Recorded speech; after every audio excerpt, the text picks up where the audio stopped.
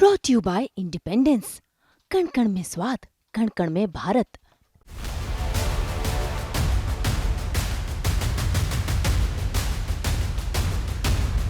रूस और यूक्रेन में फिर एक बार गजब की तबाही मची हुई है। रूस यूक्रेन युद्ध थमने का नाम नहीं ले रहा और बाजी मानो रातों रात रूस के पक्ष से यूक्रेन की तरफ जाती हुई नजर आ रही है। यूक्रेन पर भारी पड़ने वाला रूस अचानक से पीछे हटता हुआ नजर आ रहा है। रूस में तनाव की स्थिति है और व्लादिमीर पुतिन को लेकर कोई बड़ी खबर नहीं आ रही।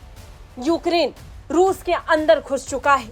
यूक्रेन रशिया की सीमा में घुसते हुए कई गांवों पर अपना कब्जा जमा चुका है। इतना ही नहीं, यूक्रेन ने वहां कई दफ्तर भी खोल लिए हैं। यूक्रेन द्वारा किए गए जवाबी हमलों से रूस भी हैरान है।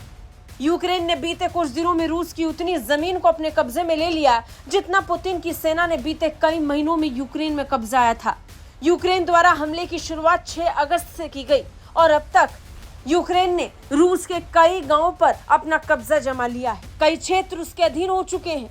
यूक्रेन के सैनिक अब रूस की सीमा के अंदर नजर आ रहे हैं। टैंक्स और विमान के बड़े बड़े काफिले रूस के साथ कुर्स्क इलाके में धावा बोल चुके हैं। कुर्स्क इलाका रूस के हाथ से मानो जाता दिख रहा है।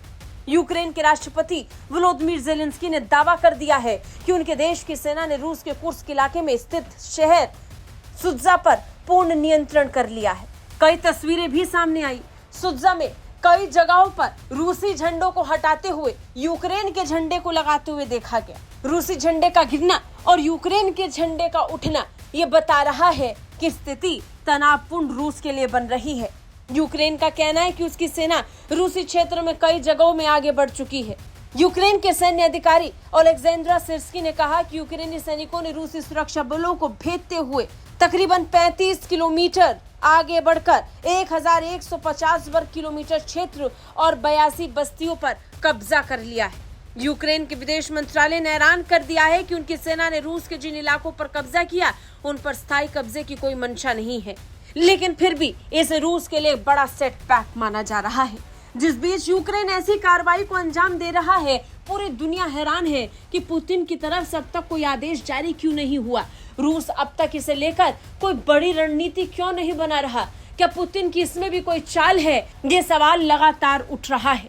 पुतिन पिछले कई दिनों से यूक्रेन के जवाबी हमलों के बाद से नजर नहीं आए हैं। कोई बड़ी प्रतिक्रिया भी सामने नहीं आई। ऐसे में सबसे बड़ा सवाल ये कि क्या पुतिन अब अंतिम कार्रवाई के लिए शांत बैठे हैं? क्या ये तूफान के आने से पहले की शांति है जिसकी तैयारी में इस समय रूस लगा हुआ है? आपको क्या लगता है? कमेंट करके बताएं। ब्यूरो रिपोर्ट, भारत तक।